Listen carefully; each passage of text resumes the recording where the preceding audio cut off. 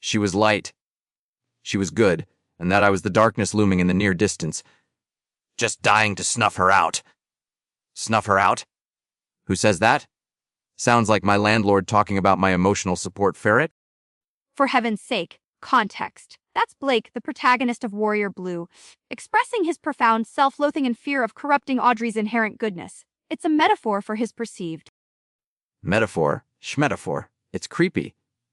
Welcome back to Heartbook Radio, folks, where we dissect the books you love, hate, or just throw across the room. Today it's Warrior Blue by Kingsley, which apparently is about a tattoo artist who thinks he's Darth Vader and falls for Tinkerbell. Oversimplification, but not entirely inaccurate, I suppose. Blake Carson is a man consumed by guilt following a childhood accident that left his twin brother, Jake, disabled. He believes himself unworthy of happiness. Unworthy of happiness? Honey, he's unworthy of decent dialogue half the time. All brooding and angst. Oh, woe is me. I ink people for a living, but my soul is a barren wasteland. Get over yourself, buddy. It reminds me of that barista, Kev, who always sighed dramatically when you asked for oat milk. Remember Kevin? You hated Kevin. Almost as much as you hated the Shimmering Seagull saga. We are not relitigating the Shimmering Seagull saga. My point was that Blake's trauma response, while extreme, is central to the narrative arc. He's emotionally stunted, yes, hostile, certainly, but it stems from a place of deep psychological pain. Pain. Or just being a giant man baby. I diagnose him with acute perpetual moppery syndrome. Seriously, this guy pushes away Audrey, the one person who seems remotely cheerful, like she's offering him radioactive waste instead of, affection. And the butterfly tattoo? The symbol of his trauma? She walks in wanting that. Come on, talk about subtle. And his sex life? Probably involves crying into a pillow afterwards, assuming he even gets that far between bouts of staring moodily into the middle distance. His celibacy, or implied lack of intimacy, underscores his self-imposed punishment. It's thematic. Though I concede his constant rejection of Audrey does test the reader's patience. But can we discuss the real villain here? The mother. Oh, don't get me started on the mom. Janice from accounting, remember her? Complained about the free bagels every Friday. Blake's mom is Janice times 1,000, dipped in acid when served with a side of soul-crushing guilt. Nasty piece of work. Blaming Blake for everything. What kind of parent does that? She's a textbook example of pathological grief manifesting as narcissistic rage and misplaced blame. Utterly reprehensible. One reviewer literally said they could never, ever forgive her. I found myself agreeing. The father, meanwhile, is just wallpaper. Emotional wallpaper. Coward. Just like my neighbor Gary when his poodle dug up my prize, winning petunias. Stood there blinking like a faulty traffic light. Useless.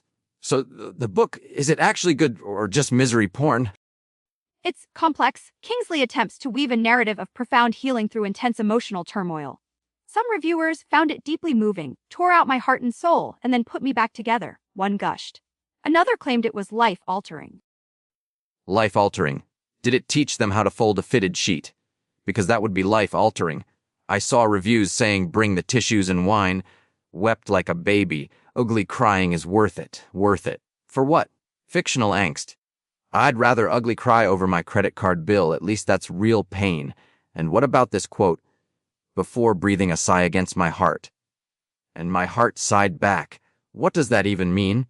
Did his heart have lungs? It's poetic license. Symbolism.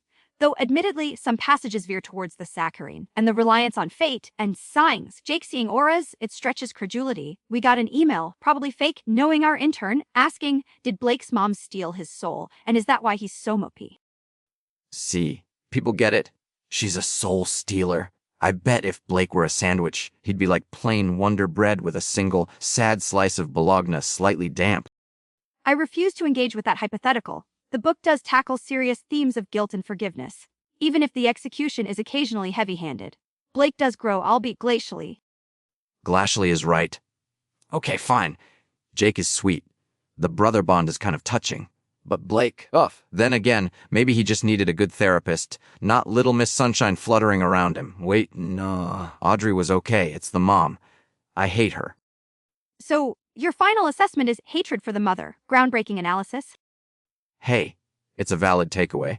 Okay, rating time. I give Warrior Blue 6 out of 10 therapy sessions Blake desperately needed but never got. Utterly nonsensical. I rate it 2 out of 5 overly symbolic butterflies. Profoundly irritating, yet strangely compelling in its depiction of familial toxicity. So you kind of liked it. I did not. Oh, never mind. Next week, folks, we're tackling Chronicles of the Sentient Stapler. Apparently, it's a workplace comedy with existential dread. Sounds riveting. Catch you next time on Heart Book Radio, the only place that tells you if a book is worth the emotional damage.